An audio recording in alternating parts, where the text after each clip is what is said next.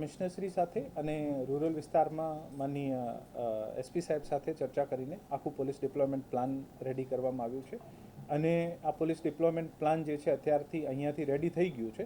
હવે બહારથી આપણને કેટલું દળ મળે છે એવી રીતે આનું ડિપ્લોયમેન્ટ જેટલું ફોર્સ આપણી પાસે અવેલેબલ હશે અને ફોર્સના સંખ્યાને ધ્યાને રાખીને પછી આ તમામ બૂથો ઉપર ડિપ્લોયમેન્ટ કરવામાં આવશે. સૂચન એવું હતું સાહેબ કે મતદાર જાગૃતિ અભિયાન બહુ સરસ જાય છે, પણ એમાં ક્યાંય એવું નથી હોતું કે 4 બટન દબાવ્યા પછી રજીસ્ટ્રેશન બટન દબાવવું, એવું ક્યાંય હજુ સુધી મેં વાંચ્યું. હું આપના મારફત એવી કંઈક એક અત્યારે જ આપ એક ક્લિપ સેવ કરી. ખબર નથી. હું ખાસ કરીને રાજકોટ મહાનગરપાલિકાના અને ગોંડલ નગરપાલિકાના તમામ વોટર્સને અપીલ કરું છું કે આપની જે ઈવીએમ મશીન હશે, આ ઈવીએમ મશીનમાં જે બેલેટ યુનિટ જેને કહીએ છીએ આપણે, જેના ઉપર કેન્ડિડેટના નામ અને અને જે ચિહ્ન આપવામાં આવ્યા છે આ હશે. આમાં આપને 4 વોટર્સને એક કરીને વોટ આપવાનું છે. આપ એક વોટરને વોટ આપ્યું છે અને પછી આપને જેમ જેમ આપ વોટ આપશો આના આગળ રેડ લાઇટ જે છે આ થતી રહેશે. જ્યાં સુધી આપ 4 વોટ નહીં આપશો ત્યાં સુધી આપનો વોટ કાઉન્ટ નહીં થાય. તો સૌથી પહેલાં 4 વોટ આપવાના છે અને પછી સૌથી નીચે યલો કલરમાં રજિસ્ટરનો બટન જે છે આ દબાવવાનું રહેશે, તો જ આપનો વોટ કાઉન્ટ થશે. બીજી વસ્તુ, આપ કોઈ એક કેન્ડિડેટને વોટ આપ્યું છે અને પછી આપને લાગે છે કે મારે આને નહીં કોઈ બીજાને આપવાનું છે, તો આપને સિલેક્ટ કરીને ડિસિલેક્ટ પણ કરી શકશો. તો સૌથી પહેલાં આપને 4 કેન્ડિડેટના વોટ આપવાના, વોટ આપીને પછી સૌથી છેલ્લે જે રજિસ્ટર છે આને દબાવીને પોતાનું મતાધિકારનો ઉપયોગ કરી શકો છો. કોઈ પણ કેન્ડિડેટ નોટા પ્રેસ કરશે તો પછી એક પણ વોટ નહીં જશે. જેથી મારી વિનંતી છે કે આપને વોટનો ખૂબ સારી રીતે આપ પોતાના વોર્ડમાં જેટલા પણ કેન્ડિડેટ છે આના કેન્ડિડેટનો પ્રોફાઇલને ધ્યાને રાખીને વધુમાં વધુ મતદાન કરો, આ એક ખાસ અપીલ છે. અને ખાસ કરીને નવા વોટર્સ જે છે આને માટે આ ખાસ અપીલ છે કે આ દરેક 4 વોટ જે છે આને આપીને અને પછી આપ રજીસ્ટર કરશો. તાલુકા પંચાયત અને જિલ્લા પંચાયત માટે જે ઈવીએમ મશીનો છે આ આપણા વિધાનસભા અને લોકસભા જેવી જ છે. એક જ કેન્ડિડેટને વોટ આપવાનો હોય છે, જેથી આપ એક કેન્ડિડેટને વોટ આપશો તો આના ખાતામાં આ વોટ જશે. સ્વરાજની ચૂંટણીના સંદર્ભમાં રાજકોટ મહાનગરપાલિકા, રાજકોટની તમામ તાલુકાઓ અને રાજકોટ જિલ્લા પંચાયત સાથે સાથે ગોંડલ નગરપાલિકાની ચૂંટણીના વિશે આપને માહિતીગાર કરવા માટે આજે આપણે ભેગા થયા છીએ. રાજકોટ મહાનગરપાલિકાના કુલ 18 વોર્ડમાં 72 સીટ્સમાં 236 કેન્ડિડેટ જે છે આ હરીફાઈ કરે છે. આપણે અહીંયા કુલ 5,10,086 પુરુષ મતદારો, 4,75,848 મહિલા મતદારો અને 18 થર્ડ જેન્ડરના મતદારોને કુલ મળીને 9,85,952 મતદારો રાજકોટ મહાનગરપાલિકા ક્ષેત્રમાં છે. 1,014 મતદાન મથકો ઉપર 8,948 પોલિંગ સ્ટાફની ઉપસ્થિતિમાં, પોલિંગ અને અન્ય સ્ટાફની ઉપસ્થિતિમાં 1163 કંટ્રોલ યુનિટ અને 2,326 બેલેટ યુનિટ BU મળીને આ ચૂંટણી સંપન્ન થશે. 6 ક્લાસ 1 કક્ષાના ચૂંટણી અધિકારી અને 6 ક્લાસ 2 કક્ષાના મદદનીશ ચૂંટણી અધિકારી જે છે આ ફરજને પૂરી પાડશે. આપણા મહાનગરપાલિકા વિસ્તારમાં 151 પોસ્ટલ બેલેટ યુઝ કરશે જે સર્વિસ વોટર્સ છે અને ચૂંટણી ફરજના કર્મચારી જે છે આ 1480 જે છે આ પોસ્ટલ બેલેટ યુઝ કરશે. રાજકોટ મહાનગરપાલિકા વિસ્તારમાં કુલ 506 સંવેદનશીલ મતદાન મથકો તરીકે જાહેર કરવામાં આવ્યા છે અને 8 અતિ સંવેદનશીલ મતદાન મથકો તરીકે જાહેર કરવામાં આવ્યા છે અને ચૂંટણી માટે લગભગ 450 જેવા વાહનોની જે છે આ રિક્વિઝિશન થયું છે. તાલુકા અને જિલ્લા પંચાયત માટે જિલ્લા પંચાયતની 36 બેઠક ઉપર 1186 બૂથો ઉપર 109 કેન્ડિડેટ જે છે આ હરીફ થયા છે, કન્ટેસ્ટ કરશે અને તાલુકા પંચાયતની 202 સીટ ઉપર 1186 બૂથો ઉપર જે સેમ જિલ્લા પંચાયત અને તાલુકા પંચાયતના સેમ જ બૂથ છે ત્યાં તાલુકા પંચાયત માટે 595 કેન્ડિડેટ છે આ કન્ટેસ્ટ કરશે. તાલુકા અને જિલ્લા પંચાયતમાં કુલ 5,01,683 પુરુષ વોટર્સ, 4,54,890 સ્ત્રી વોટર્સ, 2 અન્ય વોટર્સ અને કુલ મળાવીને 9,56,575 વોટર્સ જે છે આ પોતાના મતનો ઉપયોગ કરશે.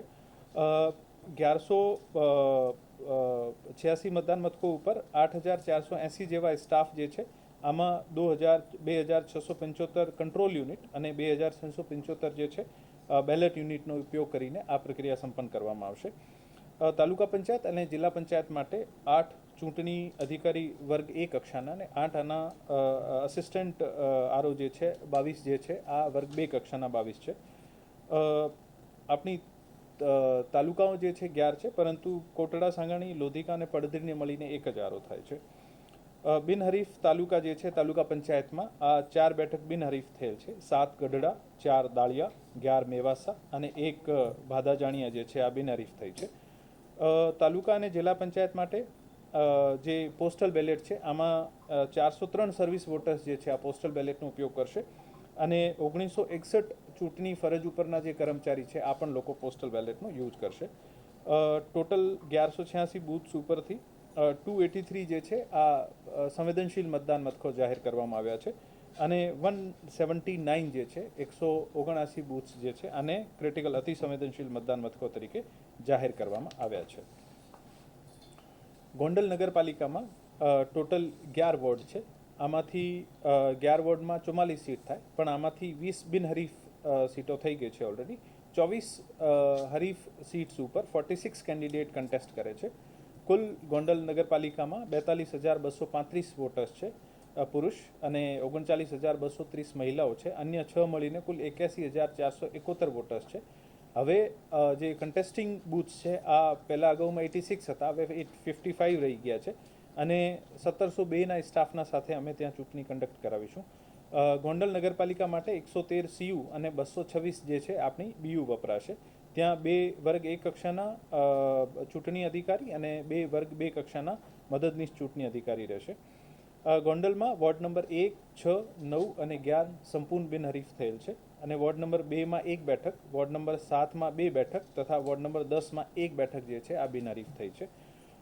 ગોંડલ નગરપાલિકા માટે 31 સર્વિસ વોટર્સ જે છે સેવા મતદારો જે છે આ પોસ્ટલ બેલેટનો ઉપયોગ કરશે અને 145 ચૂંટણી ફરજના કર્મચારી જે છે આ પોસ્ટલ બેલેટનો યુઝ કરશે. ગોંડલ નગરપાલિકામાં 25 સંવેદનશીલ મતદાન મથકો જાહેર કરીએ છીએ અને 8 અતિ સંવેદનશીલ મતદાન મથકો જાહેર કરીએ છીએ.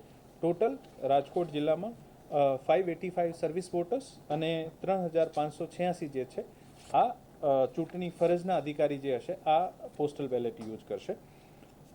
રાજકોટ જિલ્લામાં અત્યાર સુધીમાં આદર્શ આચારસંહિતાને લઈને અમુક ફરિયાદો આવી હતી, જેમાં તાલુકા પંચાયતની 2 ફરિયાદો નોંધાયેલ છે. રાજકોટ મહાનગરપાલિકામાં 1 સામાન્ય અને 8 આચારસંહિતાની કુલ 9 ફરિયાદ. ગોંડલ નગરપાલિકામાં 1 આચારસંહિતાની ફરિયાદ જે છે થઈ છે. આ તમામની આના ઉપર એક્શન લઈને આની એક્શન ટેકન રિપોર્ટ જે છે આ સ્ટેટ ઇલેક્શન કમિશનને મોકલી દીધી છે.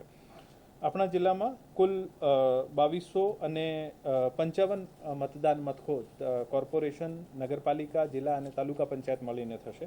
આમાંથી ટોટલ 814 જે છે આ સંવેદનશીલ મતદાન મથકો તરીકે ગણાશે અને 195 જે છે આ અતિ સંવેદનશીલ મતદાન મથકો તરીકે જાહેર કરીએ છીએ. તમામ મતદાન મથકોની જે છે આ 100% ભૌતિક ચકાસણી કરવામાં આવી છે અને ઇન્શ્યોર કરવામાં આવ્યું છે કે કોઈ પણ મતદાન મથક જ્યારે વોટર્સ વોટ દેવા માટે જાય ત્યારે આના ઉપર કોઈ બીજી અગવડ ના થાય. પોલિંગ સ્ટાફની તમામ તાલીમ જે છે આ 2 તાલીમ થઈ ગઈ છે. ત્રીજી તાલીમ જ્યારે આ લોકો ડિસ્પેચ કરશે પોતાની રીતે આરઓ અરેન્જ કરવાના છે. સાથે સાથે મતદારની એક માર્ક કોપી જે આપવાની મતદાર યાદીની આપવાની થાય છે આ ચૂંટણી અધિકારીની કક્ષાએ ચાલુ છે. મોસ્ટલી આજે રેડી થઈ જશે. તમામ મતદાન મથકો ઉપર પાણી, વીજળી, છાંયડો, પ્રાથમિક સારવાર કિટ, ફર્નિચર, રેમ્પ આ તમામ સુનિશ્ચિત કરવા માટે તમામ આરઓશ્રીને સૂચના આપવામાં આવી છે. આપને ખબર છે કે તડકાનો માહોલ છે અને ટેમ્પરેચર ખૂબ વધારે જાય છે, જેથી તમામ રિટર્નિંગ ઓફિસરને સેન્સિટાઇઝ કરવામાં આવે છે કે જ્યાં જ્યાં છાંયડાની વ્યવસ્થા નહીં હોય ત્યાં કરાવી લે. કોર્પોરેશન અને નગરપાલિકાને પણ વિનંતી કરવામાં આવી છે કે જે સ્થળો ઉપર છાંયડાની વ્યવસ્થાની મદદની જરૂરત હોય કોર્પોરેશન અને નગરપાલિકા પણ મદદ કરશે.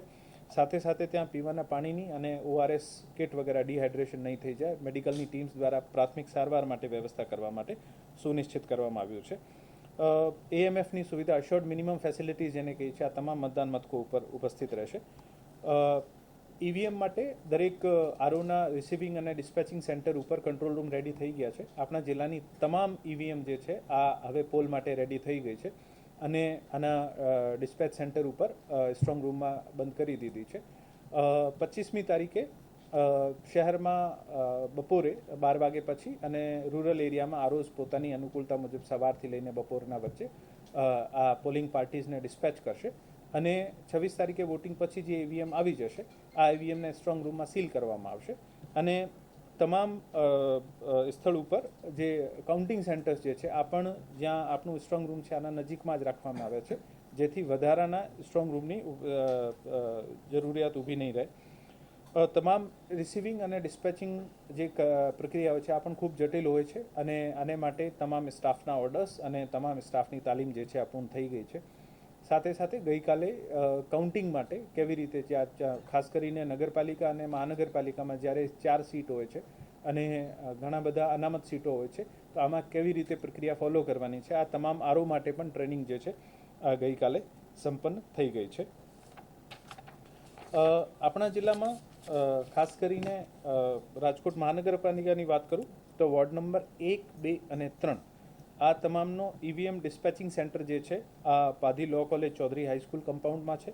ઈવીએમ રિસીવિંગ સેન્ટર પણ અહીંયા છે અને આનું કાઉન્ટિંગ સેન્ટર પણ Padhi law college Chaudhary high school કમ્પાઉન્ડમાં છે. વોર્ડ નંબર 4, 5 અને 6નો એએસ ચૌધરી હાઈસ્કૂલ ના કેમ્પસમાં છે receiving centre, dispatching centre as well as counting centre. Ward number 7, 8 અને સ્કેન કરશો તો આપને સ્ટેટ ઇલેક્શન કમિશનની વેબસાઇટ ડાયરેક્ટલી રાજકોટ મહાનગરપાલિકા ઉપર લેન્ડ થશે અને ત્યાં પોતાનું એપિક નંબર જસ્ટ એક જ એન્ટ્રી કરવાની છે કે એપિક નંબર અને કેપ્ચા આ નાખીને પોતાની તમામ વિગતો જે છે પોતાનો બૂથ નંબર, પોતાનો વોર્ડ નંબર અને કયા સિરિયલ નંબર ઉપર છે આ તમામ વિગતો મળી શકશે. સાથે સાથે કઈ જગ્યાએ આપનું બૂથ છે આનું લોકેશનનું નામ પણ મળી શકશે અને ફેમિલી ડિટેલ્સ પણ જાણી શકો. આ જે સેકન્ડ QR કોડ છે આમાં પોતાનો જેમ આપને બૂથ નંબર અને વોર્ડ નંબર મળી ગયું છે આમ વોર્ડ નંબર મળી ગયું હોય તો પણ આપ ક્લિક કરશો ને આપની લોકેશન આપણે પહેલા QR કોડથી ખબર પડી ગઈ છે આ લોકેશન ડ્રોપડાઉન મેનુમાં આવશે પણ ખરી. આપ સર્ચ કરશો અને પોતાના મોબાઈલની લોકેશન ઓન રહેશે તો આપ ગૂગલ લોકેશનનો યુઝ કરીને આ બૂથ સુધી પહોંચી શકશો. હું આપના વતી રાજકોટ મહાનગરપાલિકાના ખાસ કરીને તમામ વોટર્સ માટે કારણ કે સિટીમાં જ આ પ્રોબ્લેમ વધારે હોય છે તમામને અપીલ કરું છું કે ઘરે ઘરે સુધી આપનું આ મેસેજ પાસ ઓન થાય કે ઘરે બેઠા આપ પોતાનો મોબાઈલ મારફત આ QR કોડ સ્કેન કરીને આનું PDF આજે અમે મીડિયા ગ્રુપમાં પણ શેર કરીશું.